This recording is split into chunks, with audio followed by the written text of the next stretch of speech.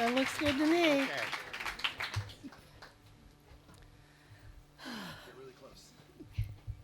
Get really close. They say it's better to have loved and lost than never to have loved at all. And once you reach my age, you've loved a lot and you've lost a lot. I want to tell you about a wonderful love story from 1978. Somebody out here might remember those years, might not. Yay, thank you. I got a job, one of my first jobs, as a school bus driver. And the first year, you're a substitute, and that's an adventure I won't even go into because that's not a love story. I finally got my very own bus and my very own route, and it was assigned to me. They said, here's your keys, here's your route, go do your thing. So it was all written out, stop by stop, the kid's name, and it was the short bus. There is a certain charm to the short bus. So I would pick up my kids and then drop them off at school, pick them up and take them home. Different route in the morning, different route in the afternoon. My afternoon route, I fell in love because there was a love story on the bus. This particular route of kids was around the ages from 8 to 10-ish, most of the kids. Every day, Georgie would get on. His name was George. His mom called him Georgie. He would get on, and he was in love with Jenny Higgins. When I would get Jenny Higgins on the bus, every single time he would say, I love you, Jenny Higgins. And Jenny looked like Gilligan from Gilligan's Island with a cute little white bucket hat. She was adorable, this kid. And she would say, oh, George. And it sounded just like Gilda Radner doing her Lisa Loopner character. The voice was exactly, and so being a Saturday Night Live fan, I would crack up every time this would happen. They would do that routine when they got on the bus. When I would drop them off, they would do the same thing. George got dropped off first, and he would, as he was leaving the bus, he'd say, I love you, Jenny Higgins. And she'd say, oh, George.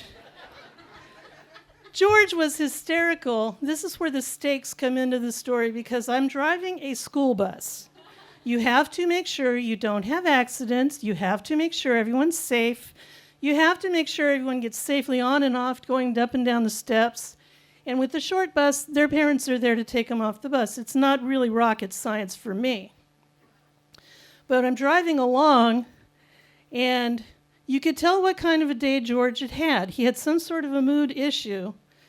Every once in a while, he'd have a not-so-good day. You could tell because you'd be minding your own business, and all of a sudden, whoosh, here comes this kid flying past. You know, these high-topped sneakers flying past, hits the windshield, lands down on the ground by my gear shift.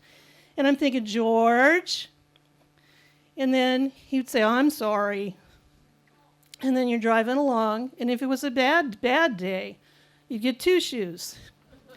And if it was the day from hell for George, you got 2 socks to go with the 2 shoes. And I think his mom kind of gauged the look of my face by the time I pulled up, and she would see my face, and she would be psychic. And she would know George had had a really bad day. It might have been psychic. It might have been seeing 2 shoes and 2 pairs of socks at the stepwell.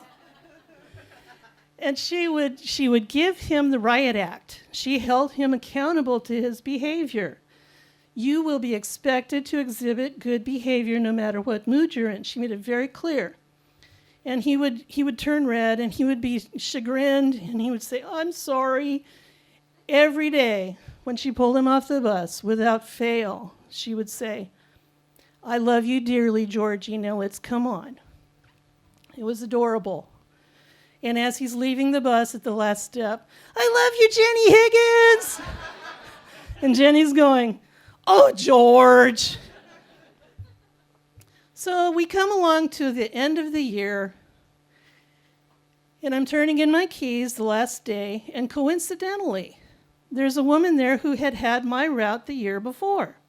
And she says, well, how do you like your route? I says, oh, I love them.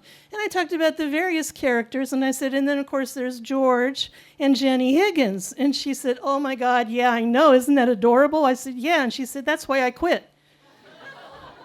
she didn't quit the company. She quit that route. And I said, why would you quit this route? They're adorable. And she said, absolutely. And I said, I'm looking at her perplexed. And she said, well, didn't you go through the card file? What card file? Turns out, on these routes, especially kids that might have health issues, there is a recipe file box with cards in them. And you're supposed to know the conditions of the kids on your bus. I went through a whole year, no clue. And she told me, yeah, Jenny Higgins has congestive heart failure. She has this, she has that. And then she was diagnosed with a tumor. They're suspecting that she might not make it through the year. And so I've loved and lost, and I can tell you, love wins. I still keep in contact with the spirits of my family members that aren't here. Love wins. And I can tell you, Jenny Higgins is still loved very much, as is Georgie. And the wheels on the bus, as love, go round and round. Thank you.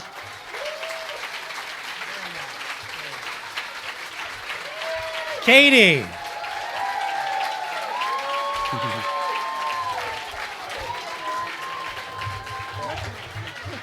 Super heartfelt. Thank you very much, Katie. Thank you. We're going to get your scores momentarily. Wow, that was really heartfelt. You can, yeah. All right, there she goes. There goes Katie.